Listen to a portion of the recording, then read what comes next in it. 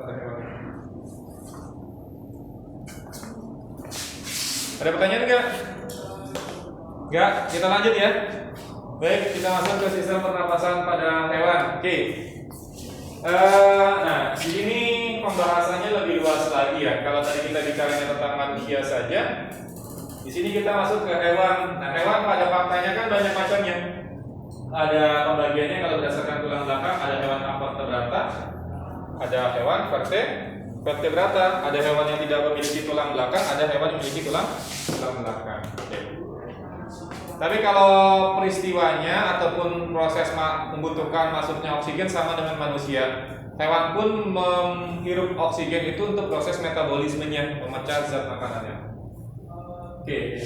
Di awal pembahasan dibahas tentang makhluk hidup ya, bersifat aerob memerlukan oksigen untuk melakukan proses respirasi, yaitu memecah zat makanan. Tadi saya sampaikan ya, sama makhluk hidup itu butuh oksigen untuk mendapatkan memecah makanan sehingga mendapatkan energi atau ATP. Cara pernapasan pada hewan dapat terjadi secara langsung ya, melalui proses difusi, melalui permukaan sel atau permukaan tubuh, atau terjadi melalui sistem pernapasan. Jadi dua. Kalau manusia tadi melalui sistem pernapasan, tapi kalau pada hewan ada yang melibatkan sistem pernapasan, ada yang secara langsung ya. Yang kita bahas itu yang secara langsung dan melalui sistem pernapasan. Oke, yang pertama secara langsung ya, secara difusi.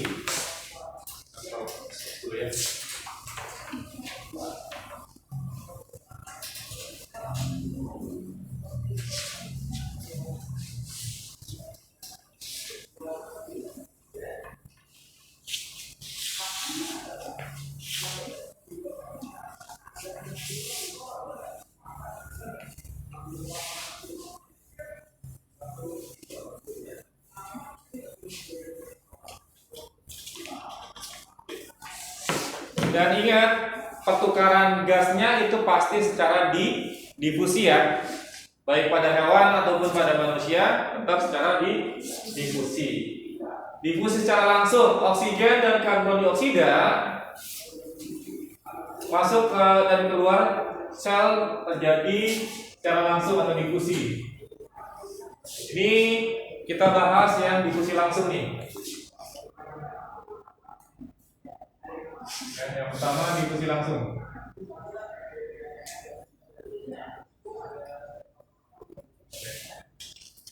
Ada 3 penggolongan di sini. Ada kelompok protozoa. Ya. Protozoa dia melalui permukaan selnya atau permukaan tubuhnya. Ya. Jadi tubuhnya itu keluar masuk udara secara langsung, secara difusi. Ya.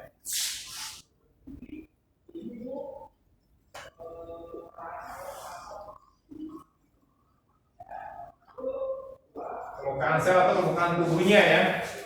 Misalnya apa? Contohnya yang termasuk protozoa apa? Paramecium itu termasuk protozoa ya. Amuba itu juga termasuk protozoa ya. Kemudian ada kelompok Porifera. Kelompok Porifera pengikatan oksigennya terjadi pada sel kuanosit ya. Pengikatannya oleh sel kuanosit.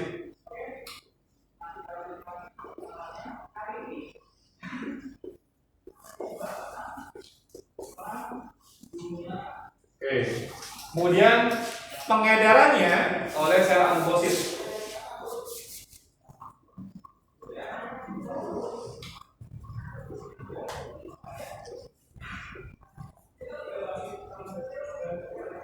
Komposit. Jadi melibatkan 2 sel. Udara dari atmosfer diikat oleh sel kuanosit, kemudian diedarkan ke seluruh tubuh dia oleh sel ambosit. Lanjut, solen rata. Solen rata contohnya apa? Ubur-ubur ya, termasuk solen rata. Dia melalui permukaan tubuh dan dibantu oleh sifonoglifa.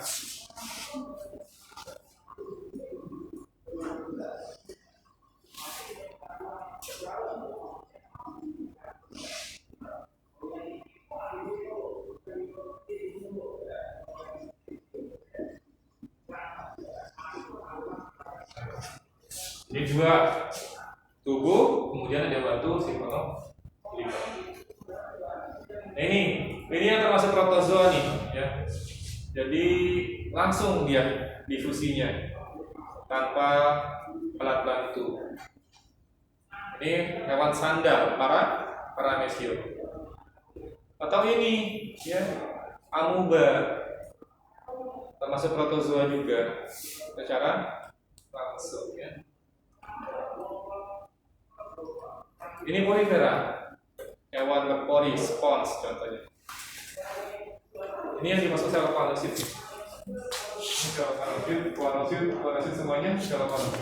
Kemudian masuk ke dalam tubuh diedarkan oleh sel amubosit di bagian belakang.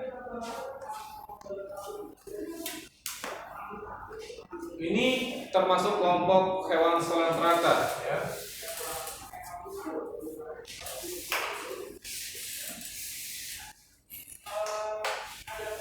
Oleh permukaan tubuh dibantu oleh sifonoglifa. Baik, ini yang pertama ya, difusi langsung. Kalau ada yang ingin tanyakan silakan. Yang kedua, pernapasan oleh kulit.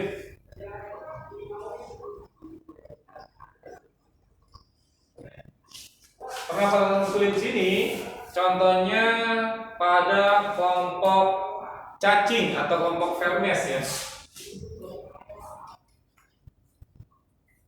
Bagiannya itu ada platyhelminthes, cacing pipi.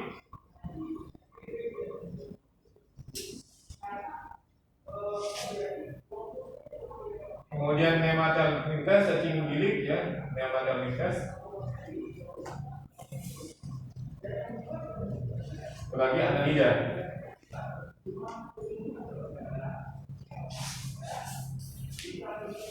Jadi lewat permukaan kulitnya dia. Kenapa kok bisa? Karena di bagian bawah kulitnya itu banyak pembuluh darahnya, ya.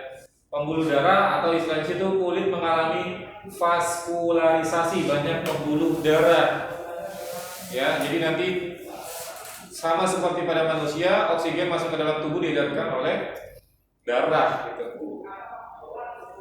Bagian-bagian yang memang membutuhkan oksigen. Nah, ini contohnya pada cacing tanah nih, Annelida. Jadi dari oksigen di permukaan bawah kulitnya itu ada kapiler-kapiler darah, masuk oksigennya. Karbon dioksidanya kebalikannya. Jadi kapiler-kapiler darah dikeluarkan ke atmosfer.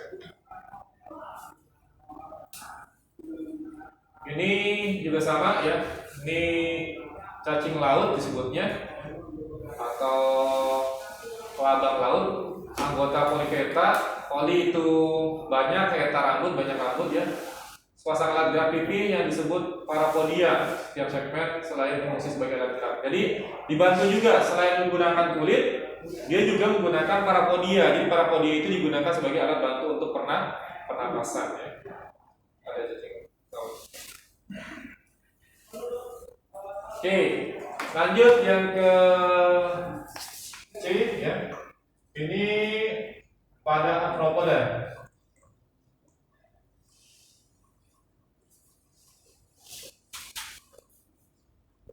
Arthro artinya apa? Berbuku-buku. Poda kaki, sebenarnya bukan hanya kaki sih, badannya, tubuhnya berbuku-buku. Misalnya pada serangga, ya. Serangga dan myriapoda. Serangga atau insekta, myriapoda, kelompok labang ataupun kaki seribu, ya. Insekta.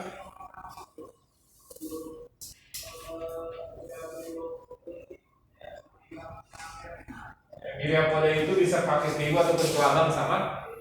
Bernapasnya dengan sistem trakea dia, ya. Sistem trakea.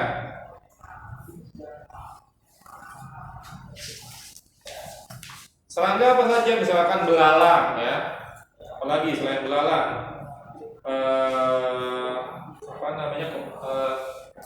jantrik, ya, itu sama, ya. Dia bernapasnya menggunakan sistem trakea.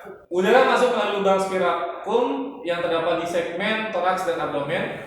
Udara melewati trakea menuju cabang yang halus atau trakeola, kemudian oksigen langsung berdifusi masuk ke dalam jaringannya. Jadi dia punya sistem pernapasan, cuma lebih sederhana ya. Dan masuk ke sistem darahnya, namanya hemolimfa. Jadi nggak murni darah, tapi dia terbawa dengan hemolimfa. Nah ini nih ya. Jadi udara pertama masuk nih, ini kan ini pada belalangnya. Nah, ini kan bagian belakangnya ya. Ini ada lubang-lubangnya, lubang udara namanya spirakel. Jadi itu masuknya udara. Makanya kalau kalian tahu pernah nangkap atau megang belalang nggak? Belum pernah ya. Belum pernah ya tadi? Belum ya. Susah karena di sininya di belalang ya. Kalau di daerah atau di desa masih mudah tuh. Ada yang sampai ukurannya besar gitu ya. Kalau dipegang itu bagian belakangnya berdenyut dia. Gitu. Karena memang proses atau pusat pernapasannya untuk mendapatkan oksigen di situ. Sama seperti kalau kita megang nadi kita gitu kan, di leher kita itu akan terasa denyutannya karena di situ ada sistem peredaran darahnya ya. Itu ya. Jadi di bagian situnya ada lubangnya ya. Memang kita nggak bisa melihat kalau nggak didetili gitu ya. Ada lubang spirakel ya. Nanti kemudian dari masuk ya udara lewat itu, udara masuk lubang spirakel, kemudian nanti akan ketemu trakeola ya, kantung udaranya. Nah di situ nanti akan terjadi proses difusinya ya. Sistem trakea berupa saluran berperan langsung mengedarkan oksigen ke seluruh tubuh. Jadi langsung diedarkan ke seluruh tubuh yang membutuhkan oksigen untuk metabolismenya. Trakea, saluran yang tersusun oleh kincin-kincin dari kitin, bercabang untuk saluran halus trakeola atau mengalami penebalan bentuk kantung udara ini ya. Jadi barat seperti kantung atau balon gitu ya. Trakeola memiliki ujung tertutup yang mengandung cairan. Nah, tadi namanya cairannya hemolimfa. Serangga membutuhkan lebih banyak oksigen, cairan akan keluar dari trakeola sehingga pembukaan trakeolanya menjadi lebih luas.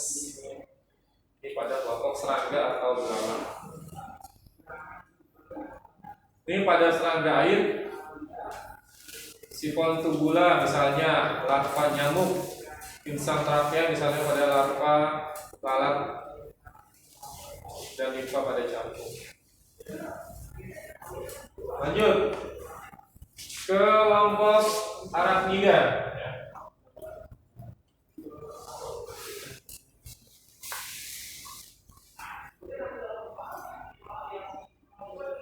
Arachnida sebenarnya masuk ke dalam ini juga ya. Arthropoda cuma dia dipisahkan karena sistem pernapasannya beda. Arachnida itu misalnya apa? Apa arachnida contohnya? Laba-laba ya masuk ke dalam arachnida. Pernapasan pada arachnida berupa paru-paru bungkuk. Ya, dia dengan